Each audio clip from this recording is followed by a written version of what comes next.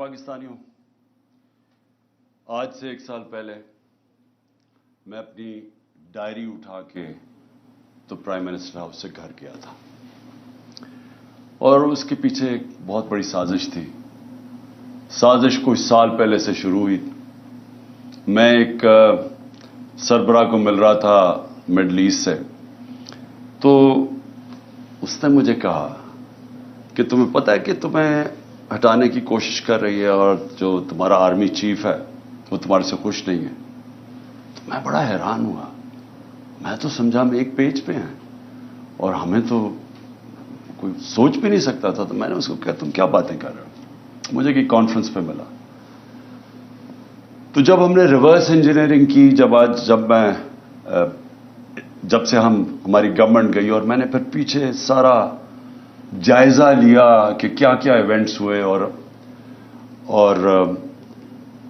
کس طرح کی سازش ہوئی اور کون کون اس میں ملوث تھا، لیکن ایک کردار جو سب سے جو اس کا ماسٹر مائنڈ تھا، تو وہ پھر آہستہ آہستہ ساری سمجھ آ گئی کہ کدھر کدھر دھوکے ہوئے ہمارے سے، کدھر کدھر ہمیں لال بتی کے پیچھے لگایا گیا، کدھر کدھر جھوٹ بولے گئے۔ اور ساری کوشش یہ تھی، پہلے سے پلان بنا ہوا تھا کہ مجھے ریپلیس کرنا تھا شہباز شریف سے۔ شہباز شریف سے انڈرسٹینڈنگ ہو چکی تھی جنرل باجوہ کی، اور ان کے کیسز ختم کروائے، اس کو سزا ملنے والی تھی۔ ایف آئی اے کیس میں 16 ارب کا کیس، اور پھر نیب کا 8 ارب کا وہ جو فیک اکاؤنٹس کا کیس تھا، تو سزا ہونے والی تھی۔ تو کیسے پھر اس کو پورا بچایا بھی گیا اور پھر اس کو لایا بھی گیا۔ اور پھر جو ہم سمجھتے تھے کہ امریکہ سے سازش شروع ہوئی ہے، شروع وہاں سے نہیں ہوئی، شروع ادھر سے ہوئی تھی۔ انہوں نے حسین حقانی کو ہمارے گورنمنٹ نے ہائر کروایا گیا، میرے خلاف پروپیگنڈا کیا گیا، اور اس نے کہا کہ کیسے جنرل باجوہ کتنے اچھے ہیں اور پرو امریکہ ہے اور عمران خان اینٹی امریکہ ہے، اور پھر ادھر سے وہ سائفر آیا۔ تو یہ خیر ہمیں بعد میں ساری چیزیں سامنے آ گئی۔ اب تو واضح ہے کہ یہ پہلے سے سازش تھی، اور اس کے اندر پھر باقی سارے ملتے گئے، یہ سارے پی ڈی ایم کے لوگ یہ سب شامل تھے بعد میں۔ آج کا ہمارا ہم نے وائٹ پیپر نکالا ہے، اس کا مقصد صرف یہ ہے بتانے کے لیے کہ 1 سال میں ہوا کیا پاکستان سے۔ پاکستان 1 سال پہلے کھڑا کدھر تھا اور آج کدھر پہنچ گیا۔ تو میں یہ چاہتا تھا کہ آج اپنی قوم کے سامنے موٹی موٹی چیزیں رکھوں کہ ایک بند کمرے میں تھوڑے سے لوگوں نے مل کے فیصلہ کر کے آج جدھر پاکستان کو پہنچا دیا ہے، تو قوم کو کم از کم پتہ چلے کہ قوم سے ہوا کیا ہے۔ سب سے پہلے جیسے ہی اور پاکستان کھڑا کدھر، سال پہلے کدھر کھڑا تھا۔ ایک تو اکنامک سروے میں آپ ساری چیزیں دیکھ سکتے ہیں، جو پاکستان کی جو ہر سال معیشت کے اوپر جو ایک سروے چھپتی ہے، اس میں یہ سب چیزیں آ جائیں گی۔ لیکن جو موٹی موٹی چیزیں یہ ہیں کہ ایک اکانومی جو بینکرپٹ تھی 2018 میں، سب سے بڑا بیرونی خسارہ تھا، کرنٹ اکاؤنٹ ڈیفیسٹ تقریباً 20 ارب ڈالر کا۔ یہ پاکستان کی تاریخ کا ہمیں سب سے بڑا خسارہ ملا تھا، اور ریزروز تھے کوئی 8 ارب ڈالر کے رہ گئے، تو روپے پہ پریشر تھا۔ اس مشکل وقت پہ گورنمنٹ ملی، پہلے سال سٹیبلائز کی، دوسرے 2 سال کرونا سے ہمیں ڈیل کرنا پڑا۔ اب کرونا یہ یاد رکھیں کہ دنیا میں جو اس نے تباہی مچائی ہے، دنیا کی اکانومیز میں تباہی مچائی ہے، یہ کبھی سب کے سامنے ہے۔ یہ آپ بڑے آرام سے دیکھ سکتے ہیں کہ منفی میں چلی گئی گروتھ ریٹ، ہندوستان 7% پہ آگے بڑھ رہا تھا، وہ منفی میں چلا گیا۔ تو پاکستان نے جس طرح کرونا کا مقابلہ کیا، دنیا نے اکنالج کیا، دنیا کے world economic forum, economist magazine, ہر فورم کے اندر ورلڈ ہیلتھ آرگنائزیشن نے اکنالج کیا کہ پاکستان ان چند ملکوں میں تھا، ٹاپ 3 ملکوں میں، جنہوں نے سب سے بہتر طریقے سے اتنا بڑا ایک کرائسس تھا اس کو سنبھالا۔ میں یہ صرف سوچ رہا ہوں کہ جو ان کی 1 سال کی کارکردگی ہے، اگر یہ خدا نہ خواستہ ہوتے تب تو انہوں نے کیا کرنا تھا۔ انہوں نے جو ملک سے ابھی کیا ہے، سوچیں ابھی تو کرائسس تو ان کو کوئی ملا ہی نہیں ہے، کرائسس تو سارے ہمیں ملے تھے کیونکہ کورونا کا کرائسس ہم نے ڈیل کیا. انہوں نے جو بینکرپٹ کر کے گئے وہ ہم نے اکانومی کھڑی کی. تو اگر یہ وہاں ہوتے تو انہوں نے سب سے پہلے تو لاک ڈاؤن لگا دینا تھا. ان کی سٹیٹمنٹس آ کے بند کر دو پاکستان کو. تو اگر وہ بند کر دیتے, آگے مشکل حالات تھے, تو یہاں تو لوگوں نے بھوکے مر جانا تھا. تو ہم نے جو اسمارٹ لاک ڈاؤن ان کی تنقید بھی سنی, تو شکر کریں کہ یہ اللہ نے ان کو تب وہاں نہیں رکھا ہوا تھا. اس کے بعد آخری 2 سال 5.7% پہ ہماری اکانومی اوپر گئی اور 6% پہ اوپر گئی. اور یہ یاد رکھیں کہ 17 سال میں بہترین پاکستان کی اکنامک پرفارمنس تھی. ہمیں پرابلمز آ رہے تھے. پرابلمز کیا تھا کہ دنیا میں کورونا کی سپلائی سائڈ کی رکاوٹ کی وجہ سے جو اوپر گئی, وہ جس کو کہتے ہیں کموڈٹی سپر سائیکل, انرجی کی قیمتیں اوپر چلی گئی, گیس کی سب سے زیادہ, تیل کی, کوئلے کی, سب اوپر چلی گئی. اور اس کی وجہ سے ساری دنیا کے اندر مہنگائی آئی. تو ہم بھی مہنگائی سے ڈیل کر رہے تھے. ہمیں مسلسل انہوں نے کہا کہ مہنگائی میں ملک تباہ ہو گیا. لیکن یاد رکھیں کہ سب سے بڑا جو چیز مہنگائی کرتی ہے وہ تیل ہے. تو ہمارے زمانے میں آخری سال میں $110 سے $115 پہ تیل چلا گیا تھا. ان کے دور میں ابھی $65 تھا, اور اب کبھی $70 ہوتا ہے, $80 پہ سنا ابھی گیا ہوا ہے. تو فرق دیکھیں کہ تیل کا تب کتنا مہنگا تھا, اب کتنا مہنگا. تو ان کا تو کوئی اتنا بڑا کرائسس نہیں تھا. ہم نے سب سے زیادہ کرائسس ڈیل کیے.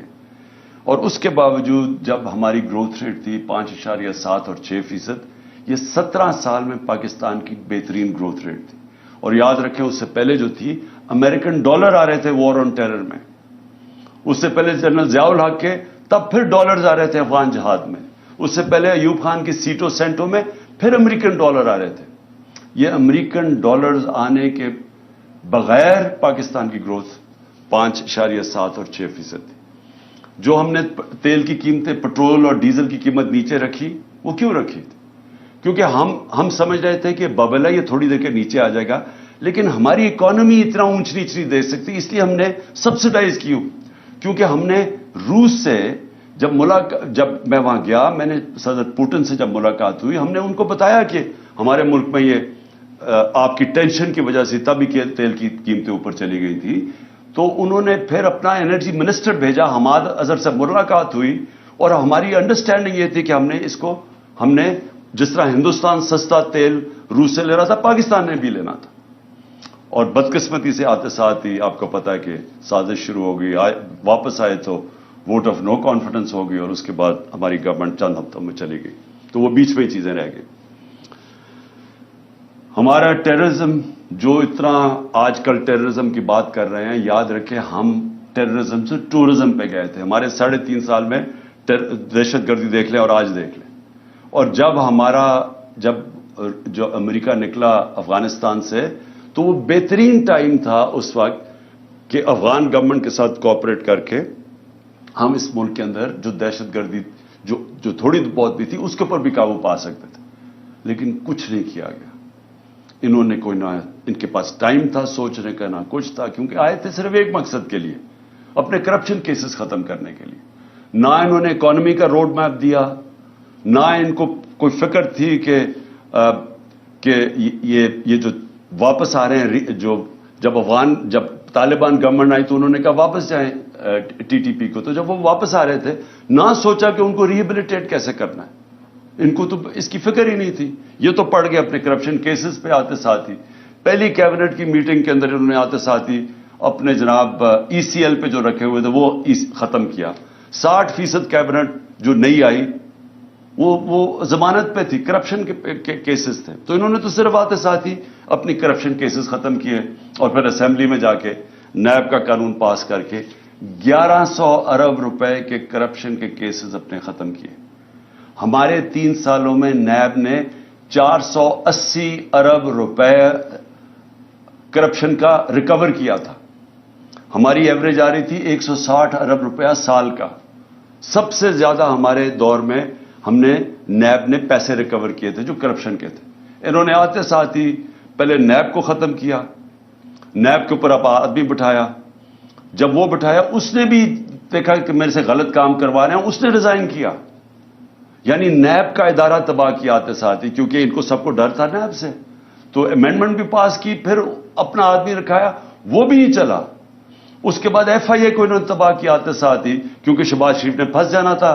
مقصود چپڑاسی اور وہ جو 16 ارب روپے کے کرپشن کیس تھے, ایف آئی اے پہلے رائے طاہر کو لے کے آئے, آئی جی جو نہیں, رائے طاہر پہلے سے تھا, اس سے غلط کام کروانے کی کوشش کی, اس نے ریزائن کیا, پھر آدمی لے کے آئے, پھر ساری ایف آئی اے کو صرف لگا دیا ہم سب کے اوپر, ہمارے اوپر کیسز کرنے کے لیے.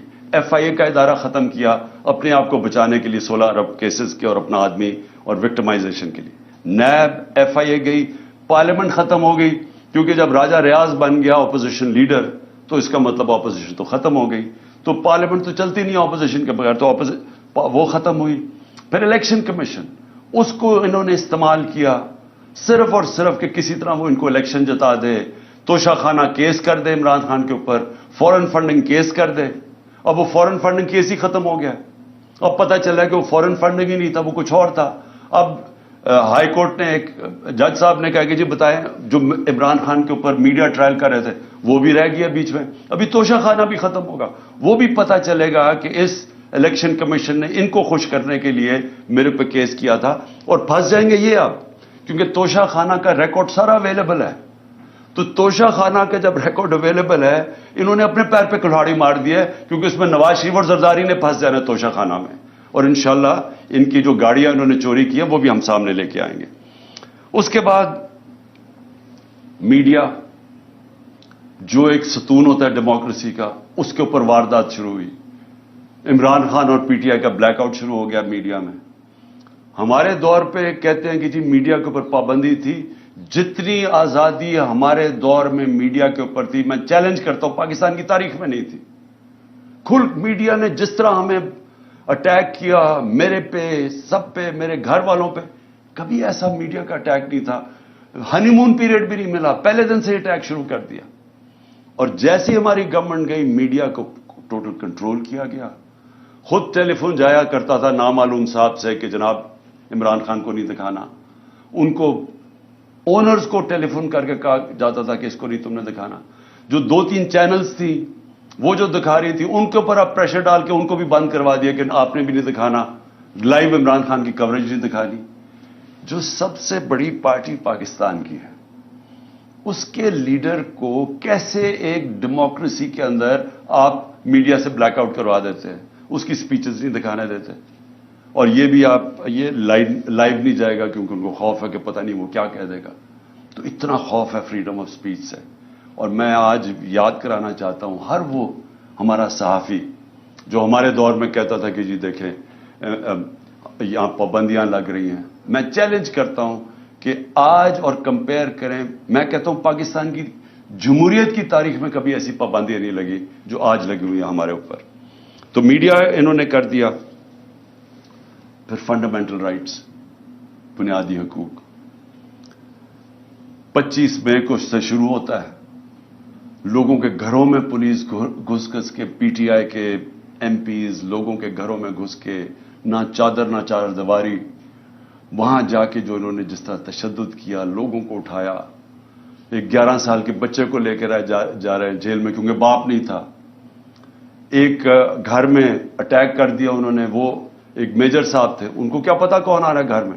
کوئی کسی کے گھر میں رات دروازہ توڑ کے گھستا اندر, اس نے گولی مار دی, اس نے سمجھا کوئی ڈاکو آ رہا ہے.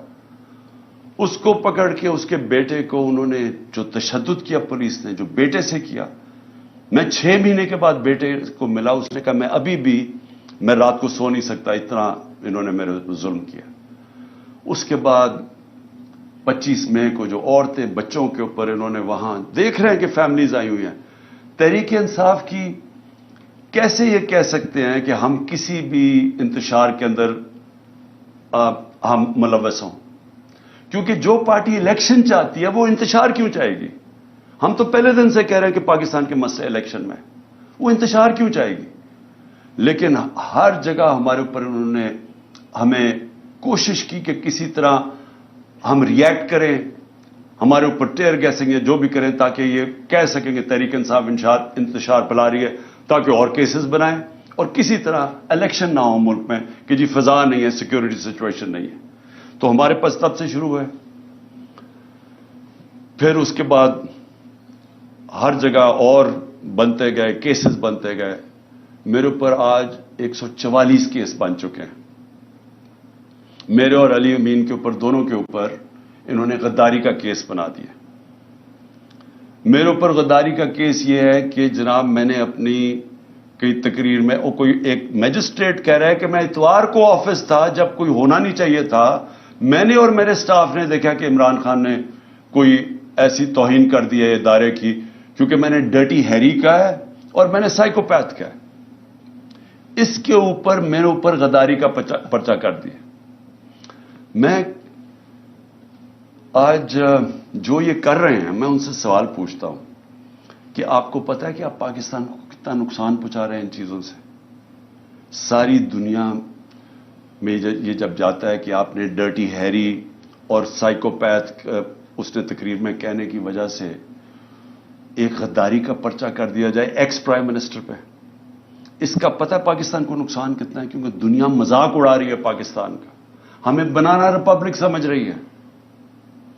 144 پرچے، جس میں 40 دہشت گردی کے پرچے میرے اوپر ہیں. یہ ساری دنیا، اب باہر کی چینلز ساری انٹرسٹ ہے، یہ ساری چیزوں کی رپورٹنگ ہوتی ہے. تو کس کا آج پاکستان کا کیا امیج باہر جا رہا ہے کہ پاکستان کے اندر بنانا ریپبلک ہے؟ یا کوئی قانون ہی نہیں ہے، کوئی بنیادی حقوق کی حفاظت ہی نہیں ہے، جمہوریت ہی نہیں ہے. اور سارے ہمارے ایک وقت پہ 3100 ہمارے کارکنوں کو پکڑ کے جیلوں میں ڈال دیا. ایک طرف الیکشن اناؤنس ہوا ایک طرف ورکرز کو پکڑ کے جیلوں میں ڈال رہے ہیں. اس کے بعد سوشل میڈیا کے لوگوں کو اٹھا رہے ہیں، اغوا کر رہے ہیں، وہ غائب ہو جاتے ہیں. ہمارا اظہر ماشوانی غائب ہو گیا 7-8 دنوں کے لیے، پتہ ہی نہیں کدھر گیا. ساری فیملی، گھر والے میرے سے پوچھ رہے ہیں.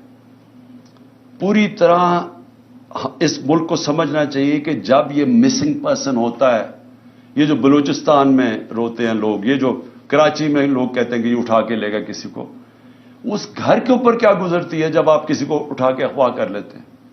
اور پھر اعظم سواتی سے جب اس کو ٹارچر کیا جاتا ہے، اس کو کسٹوڈیل، پہلے تو اس کو بچوں کے سامنے، اس کے پوتے اور پوتیوں کے سامنے مارتے ہیں آ کے 3 بجے گھر میں گھس کے، پھر اس کو اٹھا کے لے جا کے ننگا کر کے ٹارچر کرتے ہیں 75 سال کے آدمی کو. اس کے اندر اتنا غصہ ہے آج، کیونکہ جب آپ کسی سے اس طرح ذلیل کرتے ہیں، آئین کا جو آرٹیکل 14 ہے جو رائٹ ٹو ڈگنیٹی دیتا ہے، ہمیں ہماری عزت نفس کی حفاظت کرتا ہے، جب آپ اس کو ننگا کر کے ایک ٹویٹ کے اوپر کہ اس نے باجوہ کو کہہ دیا کہ NRO 2 آپ نے دیا ہے، اس کے اوپر اس کو ننگا کر کے اس کو تشدد کرو، سوچو کہ اس کا کیا امپیکٹ گیا، ہماری پارٹی پہ کیا امپیکٹ گیا. اور سب کو پتا کون اس کے پیچھے تھا. پولیس نہیں تھی، نامعلوم افراد نے یہ کیا. گل سے یہی کیا. شہباز گل کو بھی اٹھا کے لے کے گئے، 2 دن رکھا، تشدد کیا اس کو. ایک یونیورسٹی کا پروفیسر ہے، اس کو پکڑ کے انہوں نے تشدد کیا. کدھر گئے فنڈامنٹل رائٹس؟ کوئی پوچھنے والا نہیں. خوف ہے ساری جگہ کے، او ہو جی یہ نامعلوم نے اٹھا لیا. خوف ہے ان کا کہ کوئی سب ان کے سامنے ڈرتے ہیں. سوشل میڈیا کے بچوں کو پکڑا، کسی کو کبھی کوئی اٹھا لے، ان کی عجیب عجیب خبریں آئیں، پکڑ کے وہی ننگا کر کے ان کو ذلیل کر کے ان کو پھر گھر واپس دے کہ آپ نے کچھ نہیں کہنا، آپ نے کسی کی تنقید نہیں کرنی. کوئی یہاں ایک ایسے انٹچبلز ہیں، ان کا نام بھی نہیں آپ نے لینا. یعنی یہ کوئی مشرف کے مارشل لاء کے اندر ہم نے کبھی اس طرح کی سختی نہیں دیکھی. میں نے کبھی اس طرح، میں اپوزیشن میں تھا، کبھی میں نے اس طرح کا ظلم نہیں دیکھا جو ہمارے اوپر ہوا اور ہوتا جا رہا ہے، رکتا نہیں ہے. ہمارے جو لوگوں کو اٹھاتے ہیں وہ سب بتاتے ہیں، ان کو پکڑ کے لے جاتے ہیں.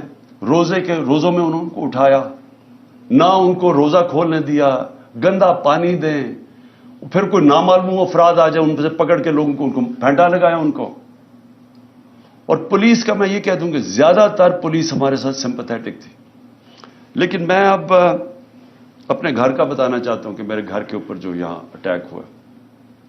دیکھیں پہلے آپ سمجھ جائیں کہ وہ ہوا تھا، ایشو تھا کیا، وہ وارنٹ کس چیز کی تھی.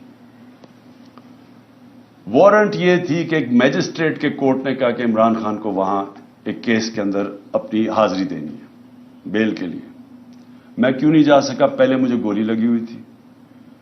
3.5 مہینے میری ٹانگ ٹھیک نہیں تھی، ٹریول نہیں کر سکا. اس کے بعد میں نے ساری عدالتوں میں، ہائی کورٹ اسلام آباد جانا شروع کیا. اس عدالت میں اس لیے نہیں جا سکا کیونکہ وہ کچہری میں، ایف8 کچہری میں جدھر وہ عدالت ہے ادھر 2 دفعہ دہشت گردی کے حملے ہوئے ہیں. ججز اور وکیل وہاں مر چکے ہیں اس میں. اس لیے ہماری سیکیورٹی، کیونکہ گورنمنٹ کا کام ہے مجھے سیکیورٹی دینا، یہ دے نہیں رہے. انہوں نے جو پرائم منسٹر کی بھی سیکیورٹی تھی، ایکس پرائم منسٹر، وہ بھی ہٹا لی ہے، اور اس جگہ کے اوپر سیکیورٹی تھی نہیں. تو ان سے وکیلوں نے درخواست کیا میجسٹریٹ کو کہ وہ آپ دوسرے عدالت میں چلے جائیں تو ہم آ جائیں گے. اس کے اوپر اس نے میری وارنٹ نکال دی. وارنٹ نکلی تھی بنی گالا کے لیے، لے کے آنا تھی، اور انسپیکٹر نے وارنٹ لے کے آنا تھا. وہ ڈی آئی جی وہ بنی گالا کی وارنٹ لے کے یہاں جاتا ہے، اس کا پروسیجر ہی بالکل غلط ہے. پہلے تو وارنٹ یہ تھی کہ عدالت میں آنا تھا 18 کو، وہ میں ویسے ہی جا رہا تھا عدالت میں، لیکن وہ وارنٹ یہ 3-4 دن پہلے آ گئے یہاں کہ جی آپ کو ہم نے اریسٹ کرنا ہے. بالکل غلط تھا، غیر قانونی تھا. اس کے بعد انہوں نے جب یہاں پولیس فوج جمع کر دی، جس طرح کہ دنیا کا سب سے بڑا دہشت گرد یہاں چھپا ہوا ہے 3 طرف سے پولیس، تو شام کو میں نے وکیل کے ذریعے اشتیاق خان جو پریزیڈنٹ ہے لاہور بار ہائی کورٹ کا، اس نے میں نے ایشورٹی بانڈ دیا کہ میں پہنچ رہا ہوں وہاں 18 کو، اور جب وہ ایشورٹی بانڈ مل جائے قانون کے مطابق اریسٹ نہیں کر سکتے. وہ سی پی او وہ لیتا ہی نہیں ہے بانڈ، کیونکہ نیت کچھ اور تھی. نیت کیا تھی یہ ذرا میں آپ سب کو بتا دوں. نیت ان کی یہ تھی کہ 2 قسم کے ان کے سامنے ماڈل تھے جو میرے اوپر آزمائے. پہلے تھا سلمان تاثیر کا قتل. وہ دینی انتہا پسند ہے جو وزیر آباد جس کے نام پہ انہوں نے یہ پلان کر کے کیا ہوا تھا. پہلے انہوں نے ایک کیمپین چلائی کہ عمران نے توہین مذہب کر دی ہے.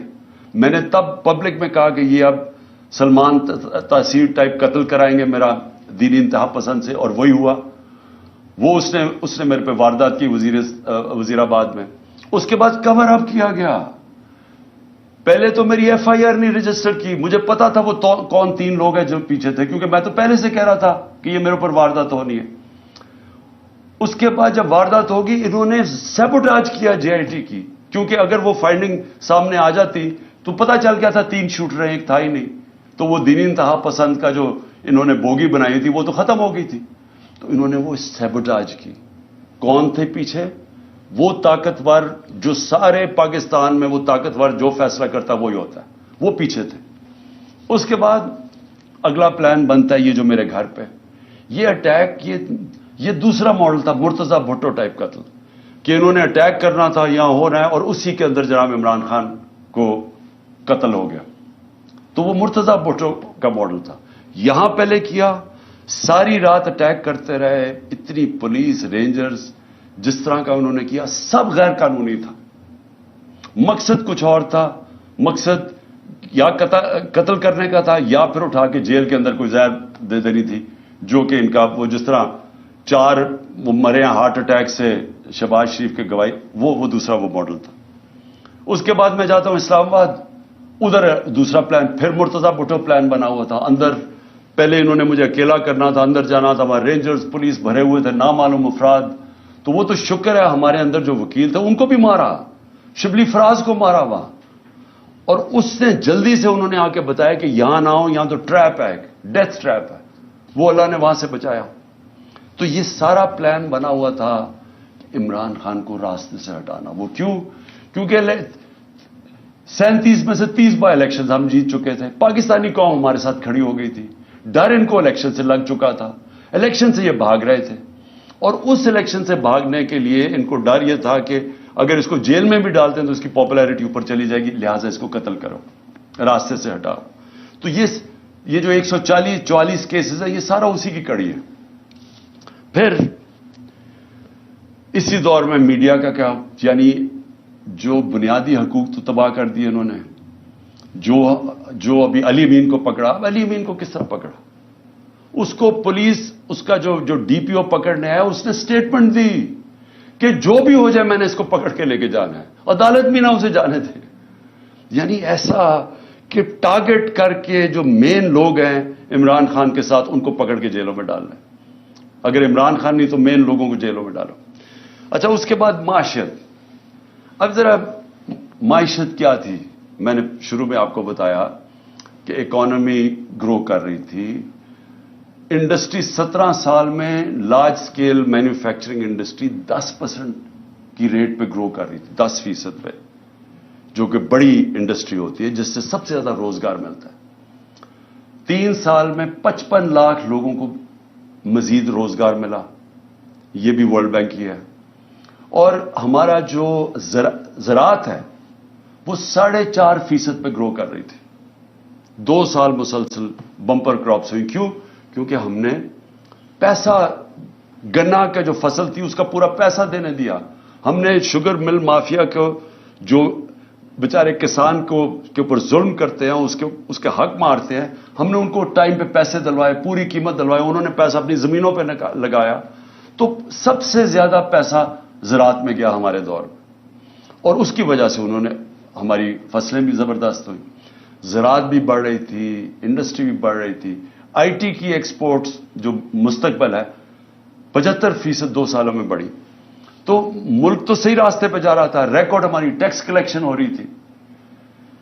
تو اب کیا حالات ہیں معیشت کے؟ 6% سے ورلڈ بینک کے مطابق 0.4% پہ گروتھ ریٹ نیچے چلی گئی. اس سے ورلڈ بینک کی رپورٹ ہے کہ 40 لاکھ لوگ غربت کی لکیر سے نیچے چلے گئے. مہنگائی جس کے اوپر سارا شور مچا ہوا تھا ہمارے دور میں، یاد رکھیں کہ ہمارے دور میں جو مہنگائی کی اصل وجہ تھی وہ تیل تھی. تیل ہمارے دور میں 110 سے $115 بیرل پہ کیا تھا. یہ نیچے آ کے $65 سے آپ کوئی $80 کے بیچ میں ہے. تو اس دور کے اندر ہماری مہنگائی تھی، جو انفلیشن تھی، وہ 12% تھی. ان کے دور میں وہ پہنچ گئی تقریباً 35%. اور جو کھانے پینے کی چیزیں ہیں وہ 1 سال میں 50% بڑھی ہیں. آپ جو چیز عام آدمی کو سب سے افیکٹ کرتی ہے وہ ہے آٹا. آٹے کا 20 کلو کا بیگ اگر آج آپ دیکھیں، اور ہمارے مقابلے میں ہمارا تھا 1140 روپے کا، آج وہ بیگ پہنچ گیا ہے 2800 روپے کا.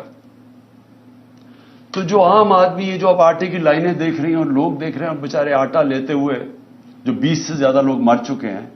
جو بنیادی چیز ہے، پہلے بے روزگاری بھی بڑھ گئی، ویسے کھانے پینے کی چیزیں 50% بڑھ گئی، اور اس کے اوپر آٹا جو بنیادی چیز ہے اس کی قیمت دگنی سے زیادہ ہو گئی. اس کا مطلب یہ کہ لوگوں کے اس وقت سب سے برے حالات ہیں، اور یہ بڑھتے جا رہے ہیں. مہنگائی بڑھتی جا رہی ہے کیونکہ رک تو نہیں رہی. روپیہ 100 روپے سے زیادہ ڈالر مہنگا ہو چکا ہے. روپیہ 100 روپیہ گر چکا ہے.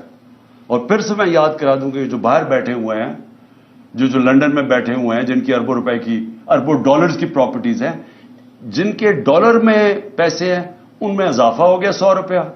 اور جو پاکستان کے اندر اس وقت جو عام آدمی جن کے آپ کے روپیوں میں پیسے ہیں، وہ ڈالر کے مقابلے میں 100 روپیہ کم ہو گیا. آپ کی، اگر آپ یہ سمجھیں نا کہ 100 روپیہ آپ کے پاس بینک میں پڑا ہوا تھا، تو صرف 65 روپے اس کی خریدار کی قیمت رہ گئی ہے. ایکسپورٹس 10% گر گئی ہیں. ہماری ایکسپورٹس آخری 2-3 سالوں میں بڑھتی جا رہی تھی. اب بجائے بڑھنے کے ایکسپورٹس 10% کم ہو گئی ہیں. اس کا مطلب کہ ہمیں اور زیادہ مسئلہ ڈالرز کا آنے والا ہے، کیونکہ ہم اب قرضے تو لے رہے ہیں، لیکن قرضے واپس کرنے کے لیے جو ہمارے پاس دولت میں اضافہ ہونا چاہیے، یعنی ایکسپورٹس میں اضافہ اور ریمیٹنسز میں، وہ بجائے بڑھنے کے وہ یا رک گیا یا کم ہو گیا. تو ڈالرز تو کم آ رہے ہیں اور قرضے بڑھتے جا رہے ہیں. اور انڈسٹری جو سب سے خطرناک ہے پاکستان میں، کہ آپ کی دولت میں اضافہ انڈسٹریلائزیشن سے ہوتا ہے. جو ہماری انڈسٹری بڑھتی جا رہی تھی, جو لارج سکیل مینوفیکچرنگ 10% بڑھ رہی تھی, وہ آج 50% انڈسٹری بند ہو چکی ہے. اور جو آج انڈسٹری کا حال ہے, اس کا اب ڈائریکٹ امپیکٹ پڑ رہا ہے. جس طرح میں نے کہا, ہمارے دور میں یہ صرف سال پہلے فیصل آباد میں پوچھیں, ان کو ٹیکسٹائل انڈسٹری کا اسکلڈ ورکر نہیں مل رہا تھا, مزدور نہیں مل رہا تھا. اور آج آپ دیکھ لیں کہ ٹیکسٹائل انڈسٹری کے حالات کیا ہیں. اچھا جی, پھر اب آخر میں پہنچ رہا ہوں کہ 1 سال کے اندر معیشت بھی بیٹھ گئی, میڈیا بھی بند کر دیا, ہمارے جو بنیادی حقوق ہیں ان کی بھی تباہی کر دی, ہماری جو ٹیررزم ہے پاکستان میں, جو ٹورزم کی طرف چلے گئے تھے, باہر کی برٹش ایئرویز, باہر کی airline, Virgin Atlantic airlines آنی شروع ہو گئی تھی پاکستان میں, کرکٹ ٹیمز آنی شروع ہو گئی تھی, وہ آج پھر دہشت گردی بڑھتی جا رہی ہے. کیونکہ امن تھا تو یہ سب آ رہے تھے, تو ان کے دور میں دہشت گردی بڑھتی جا رہی ہے.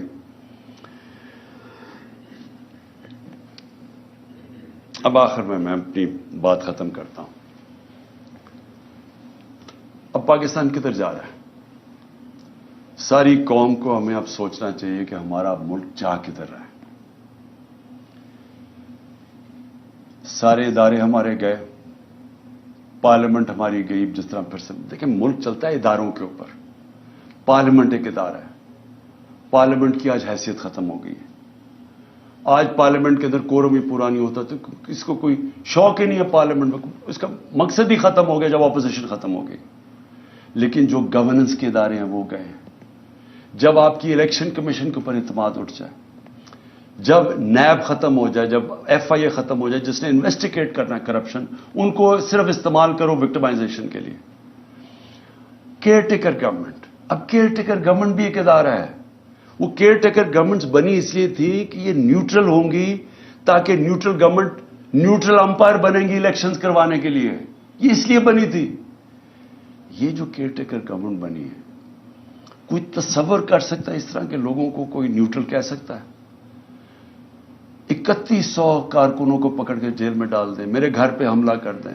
میں جاتا ہوں اسلام آباد, پیچھے میری بیوی اکیلی گھر پہ, وہ پورا دعویٰ بول دیتے ہیں, مارتے ہیں ان کو, نوکروں کو مارتے ہیں, خنسامے کو لے جاتے ہیں. اچھا, خنسامے سے سوال کیا پوچھتے ہیں یہ نامعلوم افراد؟ یہ بھی سن لیں کہ جی عمران خان کے جو گھر پہ جو کمرے میں اس کے شیشے لگے ہوئے ہیں, اس خنسامے سے پوچھ رہے ہیں کیا وہ بم پروف ہیں یا بلٹ پروف ہیں. پھر اس سے پوچھ رہے ہیں کہ جناب کتنا راستہ ہے کچن سے عمران خان کے بیڈ روم کی طرف. یہ خنسامے سے سوالات پوچھ رہے ہیں. وہ اور ہے کہ وہ کھاتا کیا ہے, تاکہ وہ زہر دینے کے لیے پتہ چل جائے کھاتا کیا ہے. یہ ہمارے ملک کے حالات ہیں. وہ بیچارے خنسامے کو مار مار کے وہاں پہلے لے جاتے ہیں, اب یہ سوال پوچھ رہے ہیں اس سے, اور اس بیچارے غریب آدمی کو پھر اپنا ایسٹ بنانے کی کوشش کر رہے ہیں کہ تاکہ آگے سے جاسوسی کریں ان کی. پہلے بھی میرے جو اسلام آباد کے جب میں پرائم منسٹر تھا, وہ دونوں میرے جو نوکر تھے, میرے جو گھر میں کام کرتے تھے, ان دونوں کو پے رولز پہ رکھ لیا نامعلوم افراد نے. ان سے بھی یہ پوچھتا ہے کھانا کیا کھاتا ہے. یہ سوچیں, یہ ملک کے حالات ہیں کہ کیا اگر مارنے کی آپ نے کوشش کر رہی ہے تو کوئی عقل سے ہی کر لیں, کسی تھوڑی سی عقل ہی استعمال کر لیں. اس طرح بھونڈے طریقے سے کھلے عام کبھی وہ پورا گھر پہ دعویٰ بول دیتے ہیں, وہاں ادھر کر دیتے ہیں, یا پھر زہر کی, اچھا جی کھانا کیا کھا رہا ہے, اور پھر گھر کا جی بلٹ پروف ہے یا بم پروف ہے اس کا کمرہ. تو میں آج آخر میں یہ پوچھنا چاہتا ہوں کہ ہم جا کدھر رہے ہیں. ادارے جب ایک ملک کے ختم ہو جاتے ہیں, ملک ختم ہو جاتا ہے. ملک چلتا ہے اداروں کے اوپر, آپ کی بیوروکریسی کے اوپر, آپ کا جوڈیشل سسٹم کے اوپر. وہ ادارے جو گورننس کے ادارے ہیں, پولیس کا ادارہ ہے, پولیس سے یہ کام کروانے جا رہے ہیں. اچھا, پولیس ہمیں خود آپ آ کے کہتی ہے جی یہ بڑا غلط کر رہے ہیں, ہم نہیں کر رہے, ہمیں پیچھے سے حکم ہے. اب یہ پیچھے سے نامعلوم افراد بیٹھے ہوئے ہیں, وہ پیچھے سے ان سے کام کروا رہے ہیں. پولیس والے اب کہتے ہیں, وہ جب ہمارے لوگ جیل میں گئے انہوں نے کہا جی پولیس نہیں کرتی تھی, وہ بعد میں نامعلوم افراد آتے تھے شلوار قمیض میں, وہ آ کے ان کے اوپر تشدد کرتے تھے. یہ ہے آج پاکستان کا حال. اور کس کو یہ اوپر رکھ رہے ہیں؟ اس ملک کے نامور ڈاکوؤں کو, جن کی سارے پراپرٹیز باہر پڑی ہیں, جن کا پیسہ باہر پڑا ہے, 30 سال سے منی لانڈرنگ کر کے باہر پیسہ لے کے جا رہے ہیں, ان کو بچانے کے لیے ملک کے ادارے بھی ختم کیے جا رہے ہیں, سارے انسانوں کے بنیادی حقوق ختم کیے جا رہے ہیں, سارے اداروں پہ پریشر ڈال رہے ہیں کہ کسی طرح ہم ان کو قبول کر لیں اور کرش کرنے کی کوشش کر رہے ہیں تحریک انصاف کو. ایسے پولیٹیکل پارٹیز کرش نہیں ہوتی. میں یہ آج ساروں کو پیغام دے رہا ہوں, یہ صرف اور صرف ہم ملک کو نقصان پہنچا رہے ہیں. فاطمہ جناح کا جب الیکشن ہوا ایوب خان سے, تو یہ حربے استعمال کیے گئے اس کو ہرانے کے لیے. اس کا کیا ہوا نقصان؟ ادھر سے شروع ہوا ایسٹ پاکستان کی علیحدگی.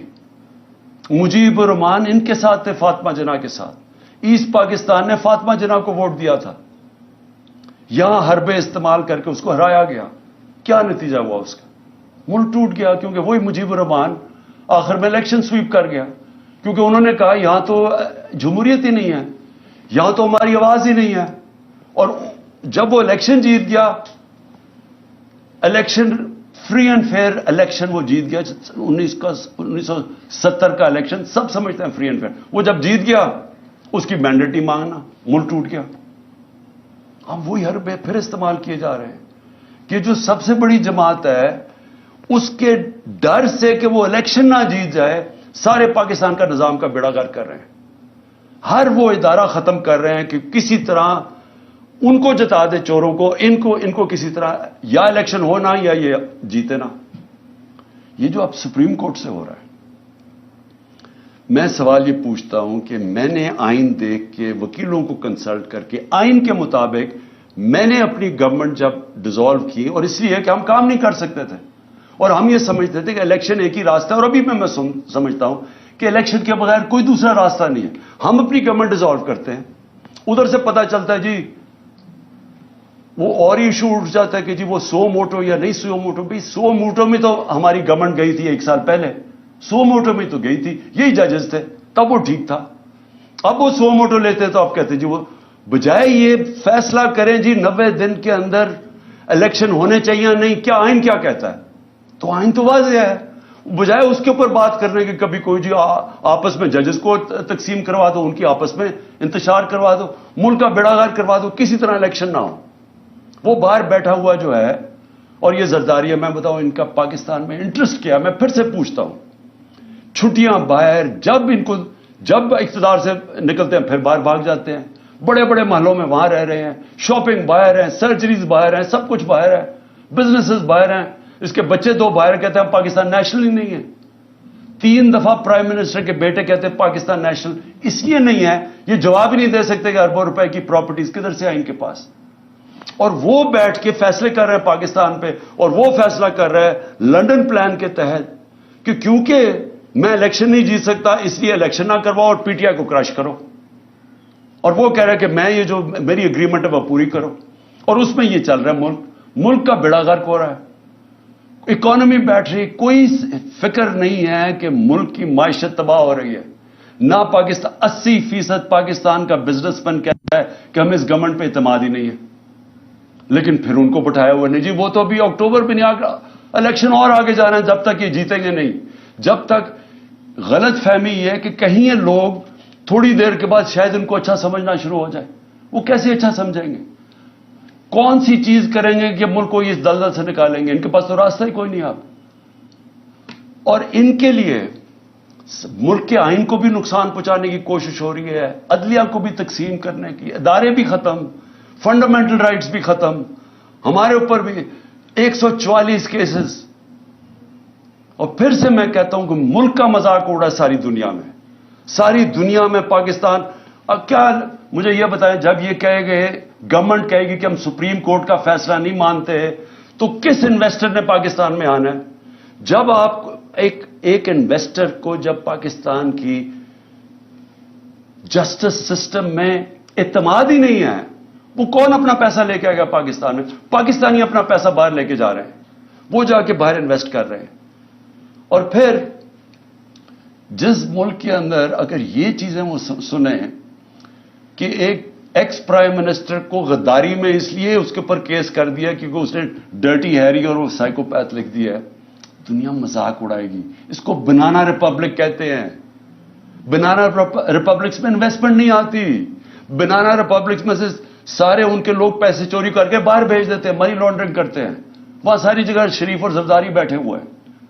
اس لیے میں آج آخر میں یہ بات کہتا ہوں کہ جو ملک ہمارا 1 سال میں جہاں آج پہنچا ہے, کوئی سوال پوچھے گا اس آدمی سے جس نے کہا جی عمران خان بڑا خطرناک ہے اس لیے میں نے فیصلہ کیا, اور اس لیے اس نے فیصلہ نہیں کیا, اس نے فیصلہ اور وجوہات سے کیا تھا. وہ ایکسٹینشن اس کا بہت بڑا وجہ تھی. وہ اپنی ایکسٹینشن چاہتا تھا. شہباز شریف نے اسے شیورٹی دی ہوئی تھی. وہ اور بات ہے کہ نواز شریف اڑ گیا. پلان سارا ایکسٹینشن کا تھا. یہ سارا ڈرامہ اس کے لیے ہوا ہے, ذات کے لیے ہوا ہے. یہ ملک کو آج پہنچایا صرف اپنے ذاتی مفادات کے لیے, اور پوری سازش اس کے لیے کی گئی تھی. تو آج کوئی پوچھے گا اس کو کہ جدھر آج پاکستان ہے 9 لاکھ لوگ ہمارے پروفیشنلز ملک چھوڑ کے چلے گئے ہیں یہ پچھلے چند مہینے میں.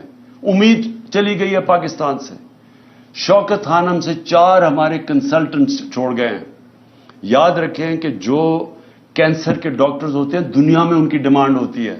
بڑی مشکل سے ہم ان کو لے کے آتے ہیں پاکستان, کیونکہ ایک کہیں معمولی سا بھی جو آنکولوجسٹ ہوتا ہے کینسر کا ڈاکٹر, اس کی معمولی سے کہ بھی وہ تنخواہ ہوتی ہے جو ہم پاکستان میں نہیں دے سکتے, تو مشکل سے ان کو لے کے آئے.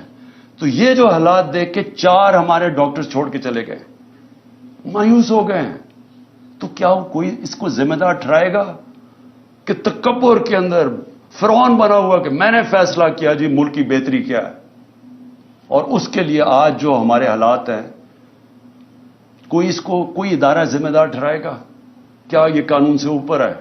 ان کو کوئی پوچھ نہیں سکتا.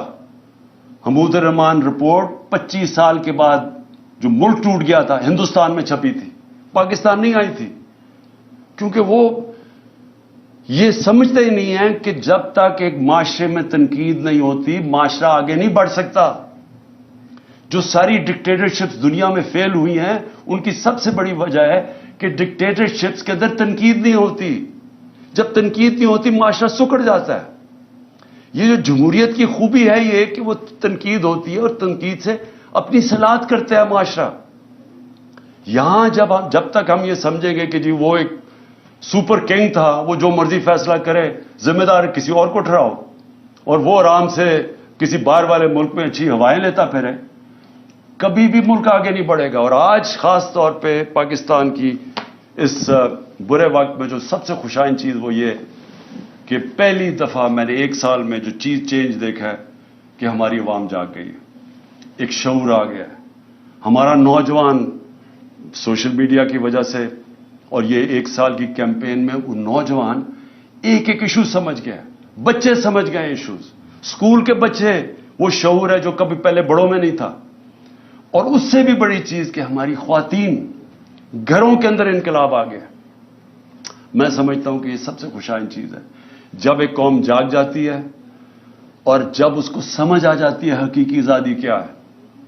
حقیقی آزادی انصاف سے آتی ہے جب ایک معاشرے میں آپ کے بنیادی حقوق کی حفاظت کرتا ہے آپ کے عدالتوں کا نظام, وہ لوگ آزاد ہو جاتے ہیں. وہ اس کو لیول پلینگ فیلڈ کہتے ہیں, وہ معاشری ترقی کرتے ہیں.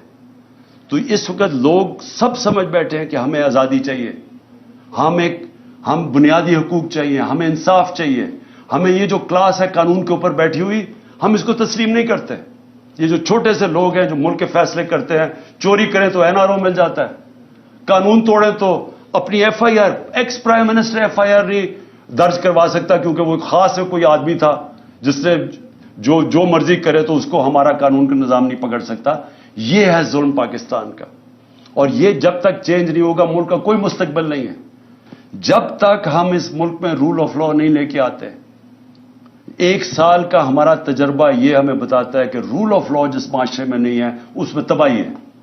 اور 1 سال میں جو قتل ہوا ہے وہ رول آف لا قتل ہوا ہے. ان چوروں کو اوپر بٹھانے کے لیے اس ملک کے اوپر جو ظلم ہوا ہے وہ یہ ہوا ہے کہ ان کے لیے ایک اور قانون بن گیا ہے ان کی ساری چوریاں معاف ہو گئی ہیں. وہ ایک خاتون پھری جاتی ہے, وہ کھلے عام عدلیہ کو برا بھلا کہہ رہی ہے, ججز کو برا بھلا کہہ رہی ہے. وہ کوئی نہیں پکڑ سکتا اس کو, کیونکہ وہ اس کو اس کیٹیگری میں رکھ دیا ہے, وہ قانون سے اوپر ہے. وہ چوری بھی کرے, آج تک نہیں بتا سکے کہ لندن میں اربوں روپے کی پراپرٹیز کدھر سے آئی ہیں, وہ نہیں بتا رہے. وہ صرف یہ کہہ رہے ہیں کسی کی جرت کیسے پڑی کہ ہمیں سوال بھی پوچھ لیا. وہ یہ اوپر یہ خاص لوگ ہیں, باقی لوگوں کے پاس حقوق ہی نہیں ہے. اور جب مرضی جیل میں پکڑو, رات کو اٹھا لو, گھروں میں گھس جاؤ, 3 بجے اٹھا لو. ایک ایکس پرائم منسٹر کے گھر 26 گھنٹے حملہ کیا غیر قانونی طور پہ, صرف اس کو یا اسے قتل کرنا تھا اور یا پکڑ کے جیل میں ڈالنا تھا, اور کوئی قانونی حیثیت نہیں تھی اس کی. آپ تماشا دیکھ رہے ہیں, ساری دنیا تماشا دیکھ رہی ہے. تو ہماری جو جنگ ہے حقیقی آزادی کی ہے, اور میں سمجھتا ہوں کہ کیونکہ قوم جاگ چکی ہے, یہ جو بھی کریں گے عدلیہ کے اوپر حملے کریں گے, قوم عدلیہ کے ساتھ کھڑی ہے. پاکستان کی وکلا کمیونٹی کو کھڑا ہونا پڑے گا عدلیہ کے ساتھ, کیونکہ اگر آئین گیا تو قوم ختم.